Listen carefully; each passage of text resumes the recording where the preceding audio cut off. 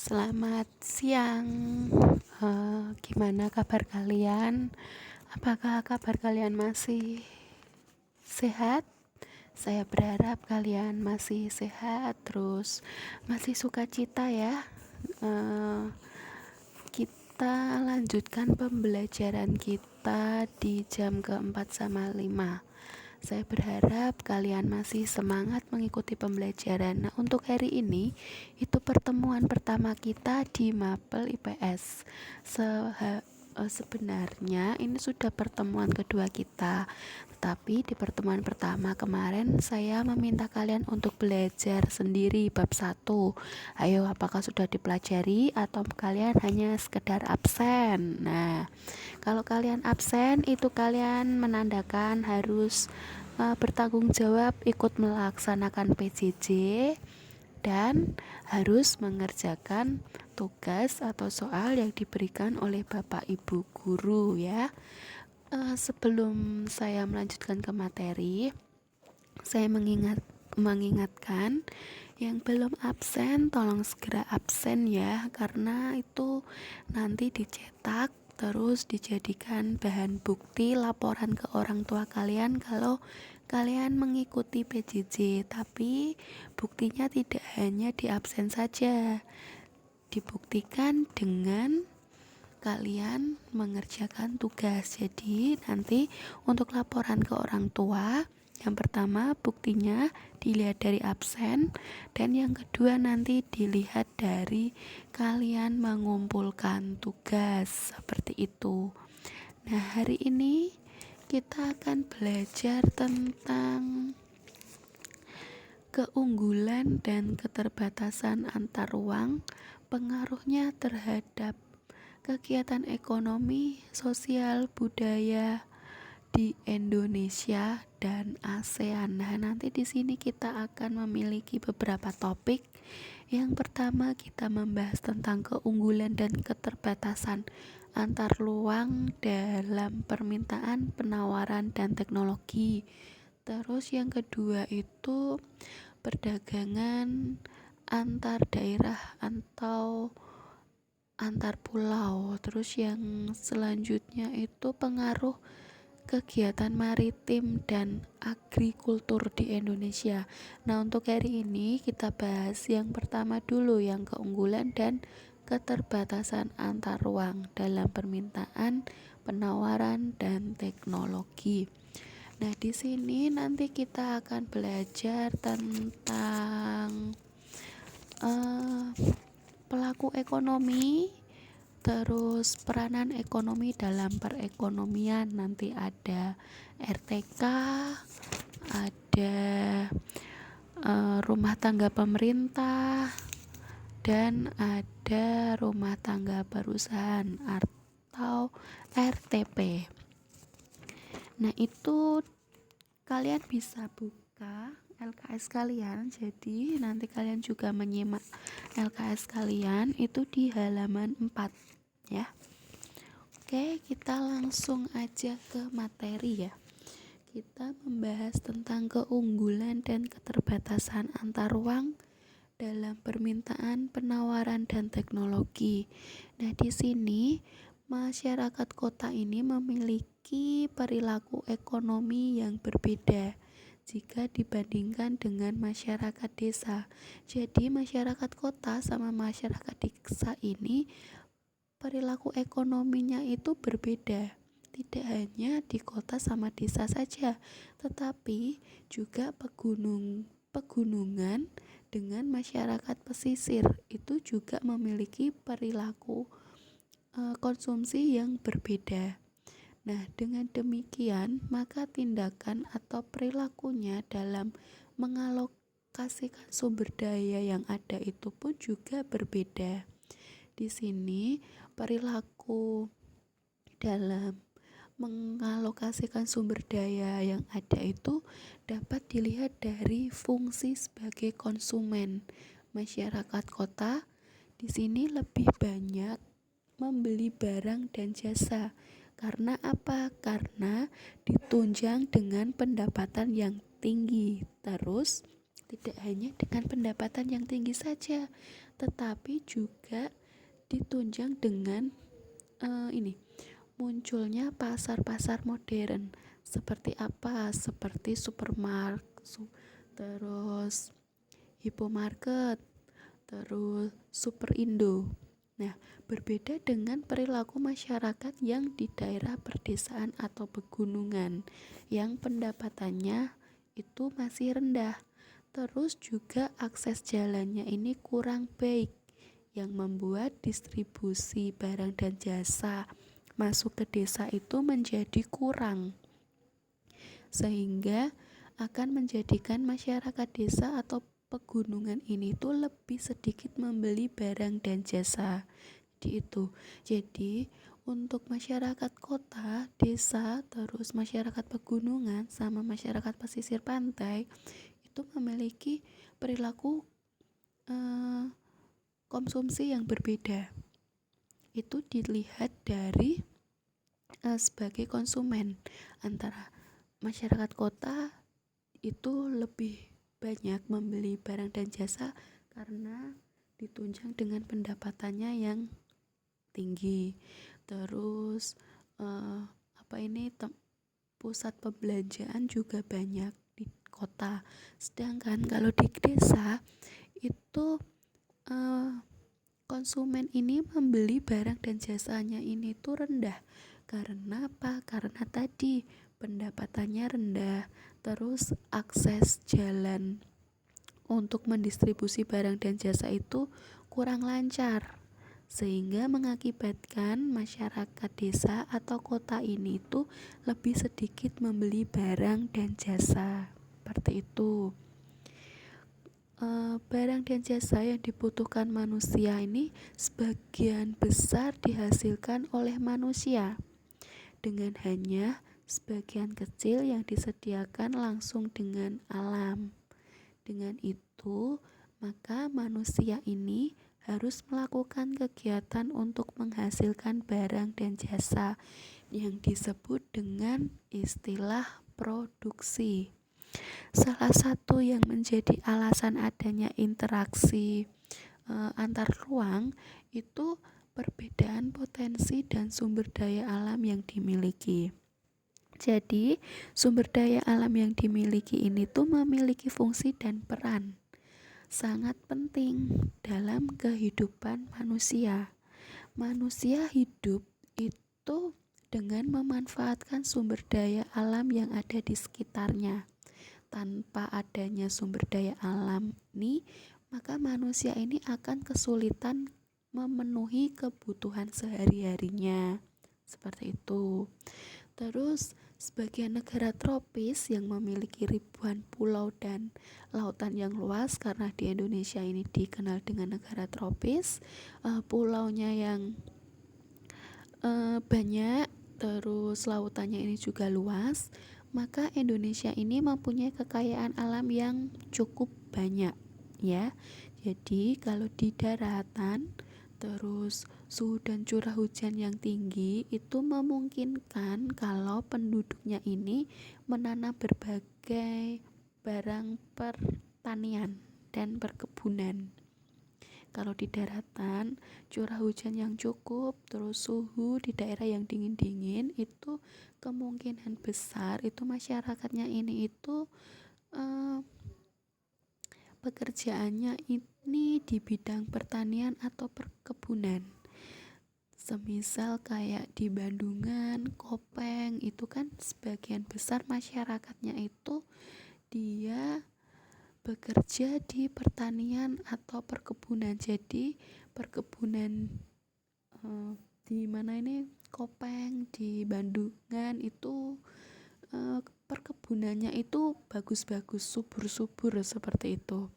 Tetapi kalau di daerah yang curah hujan yang tinggi, itu juga menjamin tersediaan air untuk kepentingan kebudidayaan perikanan darat. Kayak di sini tuh di Jepara itu kan dikenal dengan lautan, terus curah hujan yang tinggi, maka sebagian besar masyarakatnya ini tuh kan bekerja di bidang pelayaran. di bidang perikanan seperti itu. Terus Indonesia juga memiliki laut yang sangat luas dan garis pantai yang sangat panjang. Nah, dengan adanya laut yang luas, ini potensi ikan di Indonesia ini cukup banyak. Di samping itu juga ditemukan berbagai bahan tambang di dasar laut. Nah, mana di pesisir pantai juga terdapat kekayaan alam yang berupa terumbu karang, terus rumput laut, terus keindahan alam yang dapat dikembangkan untuk pariwisata. Seperti itu. Di Indonesia ini juga memiliki terumbu karang terluas di dunia. Terumbu karang di Indonesia tidak hanya luas, tetapi juga beraneka ragam. Seperti itu. Nah, dengan adanya kegiatan ekonomi, maka akan berjalan jika ada pelaku-pelaku yang menjalankan kegiatan ekonomi. Pelaku-pelaku yang menjalankan kegiatan ekonomi ini apa aja? Ini yang saya sebutkan di awal tadi, meliputi rumah tangga keluarga, terus rumah tangga perusahaan, dan rumah tangga pemerintah. Terus ada satu lagi, rumah tangga luar negeri. Nah, dengan kegiatan ekonomi itu maka terjadi jika didukung oleh teknologi yang memadai.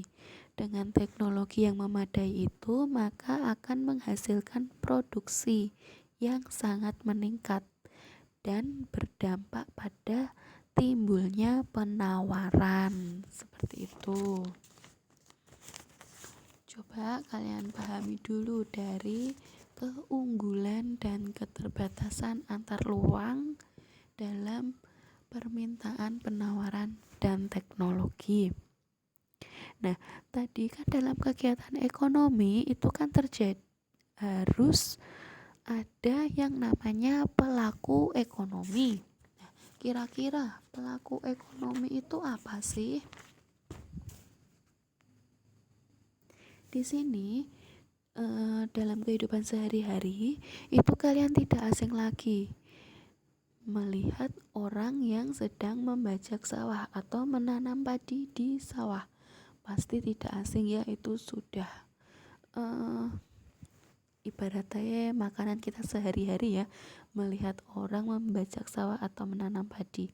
Nah, padi yang telah diolah menjadi beras itu dijual kepada agen.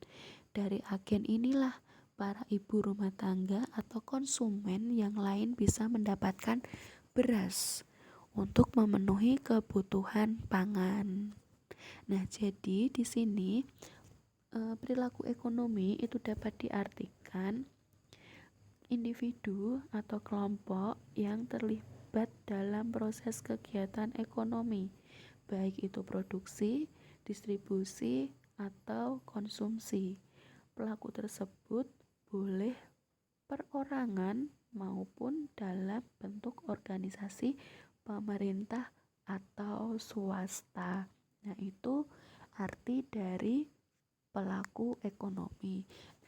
Peran pelaku ekonomi itu siapa saja? Perannya itu ada tadi. Ada ada tuh 2, 3, 4. Ada 4 ya. Ada 4 peran ekonomi. Yang pertama itu peran rumah tangga keluarga atau RTK. Terus ada peran rumah tangga perusahaan, ada peran rumah tangga pemerintah, dan ada peran rumah tangga luar negeri. Apa sih yang dimaksud dengan peran rumah tangga keluarga yang biasanya disebut dengan RTK? Jadi di sini RTK ini itu pelaku ekonomi yang menjalankan peran sangat penting di dalam kegiatan ekonomi. Nah, rumah tangga konsumen ini itu kelompok rumah tangga konsumen sama rumah tangga keluarga ini sama ya. Jadi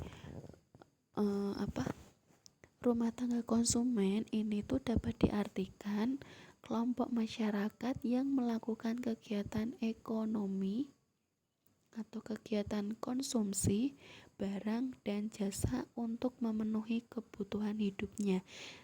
Catatannya, yang perlu kalian ingat, kalau rumah tangga konsumen itu kelompok masyarakat yang melakukan kegiatan konsumsi barang atau jasa untuk memenuhi kebutuhan hidupnya gitu. Jadi rumah tangga konsumen ini tuh membutuhkan barang dan jasa yang dihasilkan oleh rumah tangga perusahaan.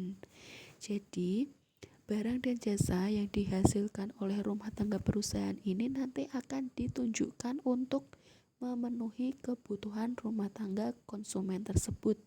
Rumah tangga konsumen ini tuh memiliki dua peran. Yang pertama, perannya itu sebagai konsumen dan sebagai penyedia faktor produksi. Contohnya apa?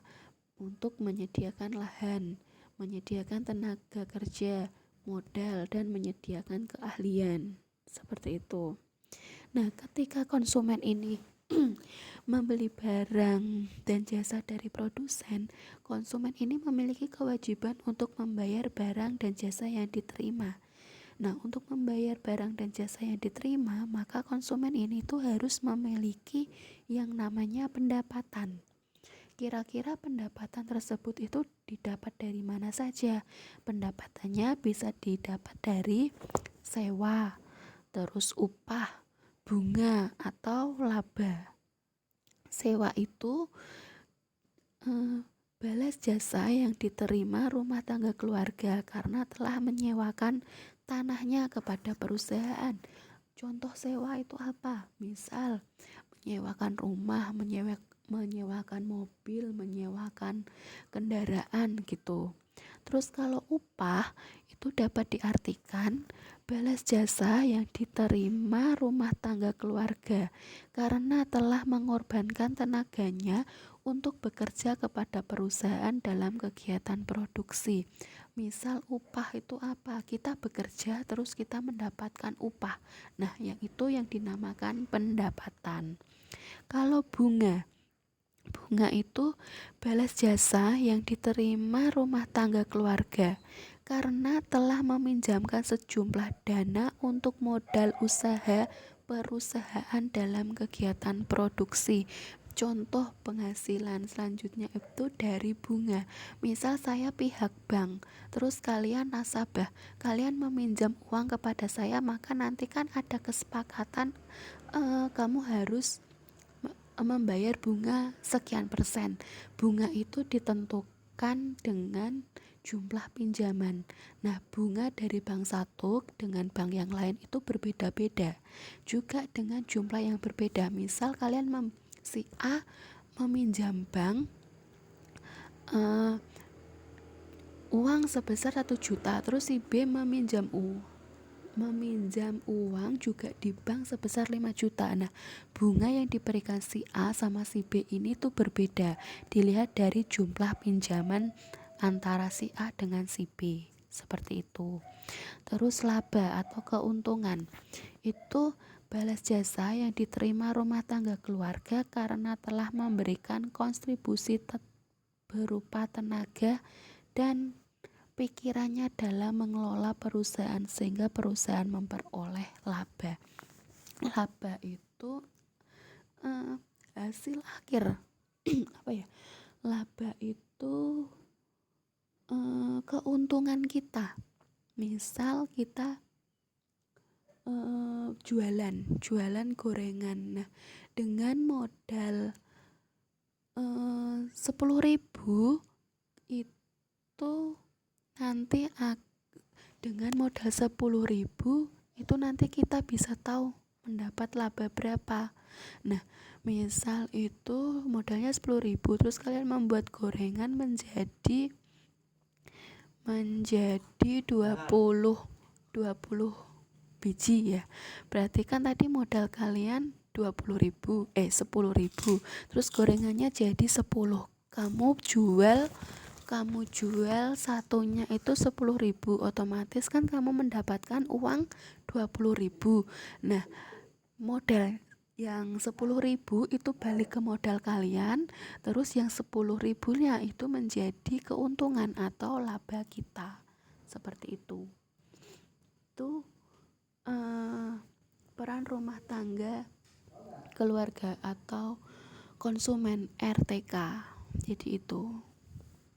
Jadi RTK ini tuh sangat penting untuk memenuhi kebutuhan sehari-hari. Terus RTK ini dibedakan menjadi 2, yaitu apa tadi? Ayo, masih ingat nggak tadi yang telah saya sampaikan? Nah, terus di konsumen ini itu harus membeli barang dan jasa. Nah, untuk membeli barang dan jasa, maka konsumen juga memiliki kewajiban untuk melakukan pembayaran atau pembelian barang dan jasa yang telah konsumen beli. Dengan melakukan pembayaran, maka konsumen ini tuh harus memiliki pendapatannya bisa dari sewa, upah, bunga, atau dengan laba. Seperti itu. Coba kalian pahami dulu di RTK. Oke, kalau nggak ada kita lanjut ke RTP. RTP itu rumah tangga perusahaan atau rumah tangga produsen. Yang sering disebut itu rumah tangga konsumen sama yang sering disebut itu RTK, RTP gitu. Kalau K itu konsumen, kalau P itu produsen gitu. Produsen sama perusahaan itu sama. Jadi rumah tangga perusahaan itu disebut juga dengan rumah tangga produsen. Pelaku ekonomi yang berperan dari RTP itu menyediakan barang dan jasa bagi konsumen.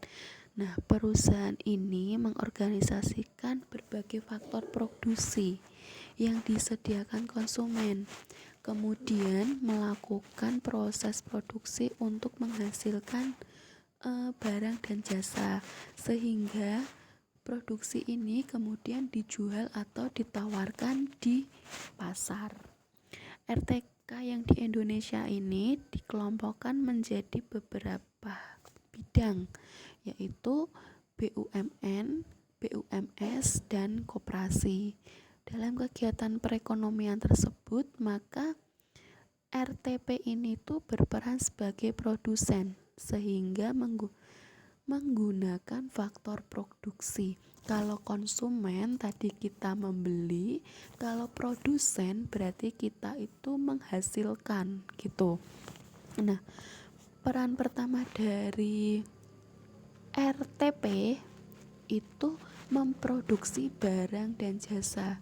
Jadi barang jasa yang dihasilkan perusahaan kemudian ditawarkan kepada konsumen atau pembeli, maka rumah tangga konsumen ini itu sebagai penyedia faktor produksi. Faktor produksi yang disediakan oleh rumah tangga konsumen ini digunakan oleh RTP.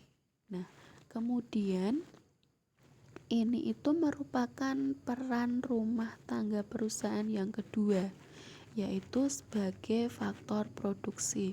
Contoh, sebuah pabrik tekstil itu membutuhkan tenaga kerja untuk menjahit produk mereka, maka rumah tangga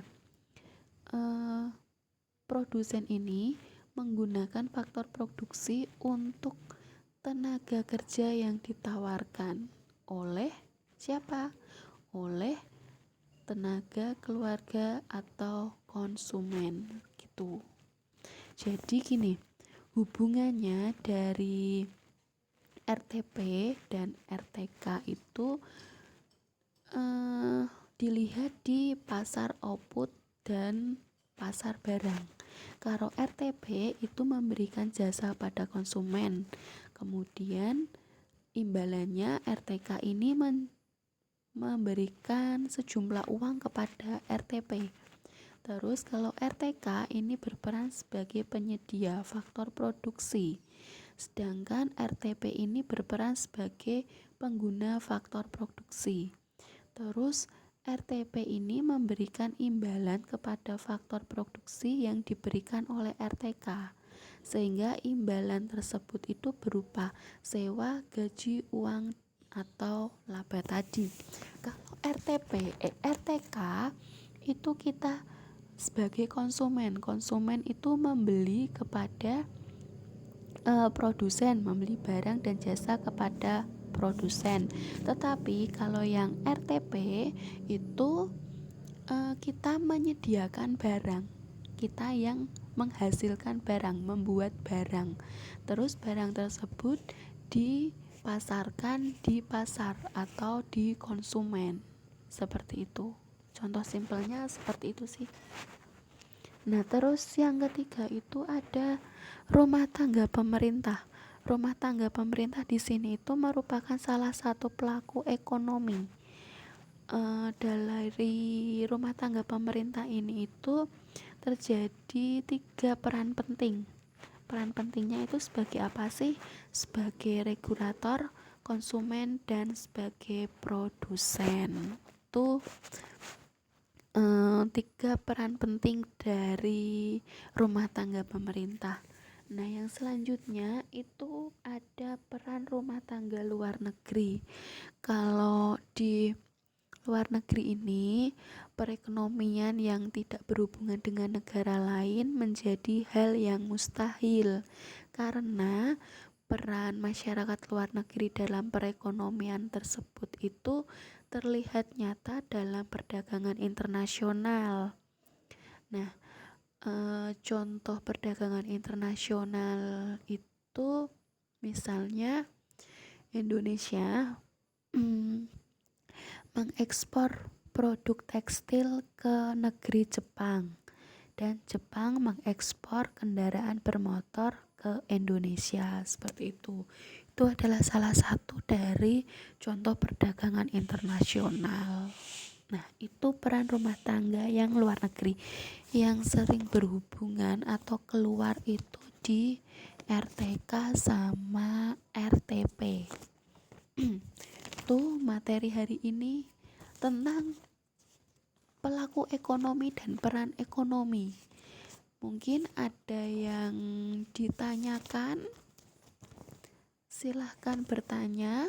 Pertanyaan bisa lewat form diskusi kita di WA ya. Itu jadi materi hari ini itu sampai di sini dulu. Coba kalian baca di LKS kalian, itu juga ada, kalian renungkan. Terus kalau nggak bisa atau kurang paham, bisa kalian tanyakan. Oke, kita akhiri pembelajaran hari ini dengan berdoa. Berdoa saya pimpin menurut agama dan keyakinan kita masing-masing. Berdoa mulai. Berdoa selesai. Oke, kita lanjutkan di pertemuan selanjutnya. Selamat siang.